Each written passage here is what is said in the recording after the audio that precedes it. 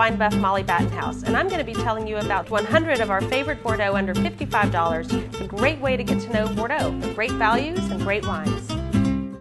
Today's Bordeaux is Chateau Cap 2010. This is a wine from the Haut-Medoc, which is an area on the left bank of Bordeaux, and is situated, this property is actually situated very close to Margaux, which has very, very deep gravel soils. So this wine has a lot of elegance and a lot of finesse. There's a lot of Merlot, about 60% Merlot, rounded out with some Cabernet Sauvignon, and then a teeny little bit of Petit Verdot as well. So the Petit Verdot in here adding a little bit of structure, a little bit of aroma, even though there's just a tiny bit.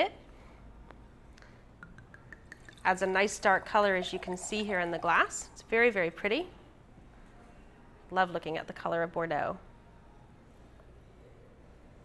And it smells really pretty too. The Merlot is nice and plummy and plump.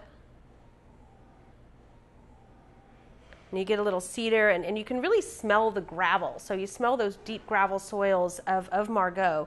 And Margaux is known for some of the most elegant wines in Bordeaux, so this should have some really, really nice elegance to it. Smell a little bit of coffee here too, so there's a little bit of oak aging. Probably not too much. This is a $15 Bordeaux, so at that price point they don't use a lot of new oak, but I do smell some, so I can tell that they've lavished a little bit of money here on this wine, which is a really good thing.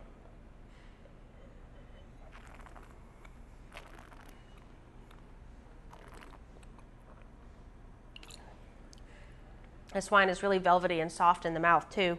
Has a little bit of chocolate to go along with that coffee. Very, very subtle spices and a little subtle note of cedar, but lots of plum and almost that plum pudding or a fruit cake sort of note to it, which is very, very common for Merlot.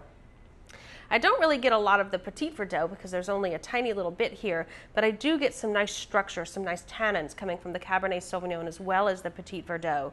And those tannins would make this just a perfect accompaniment to, I would probably like this with some red meat, maybe a ribeye or a T-bone steak, something you throw on the grill on the weekend would be really pretty.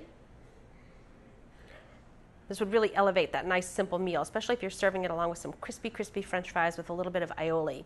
And if you finish up your meal with a little bit of cheese, this would be just perfect. Santé.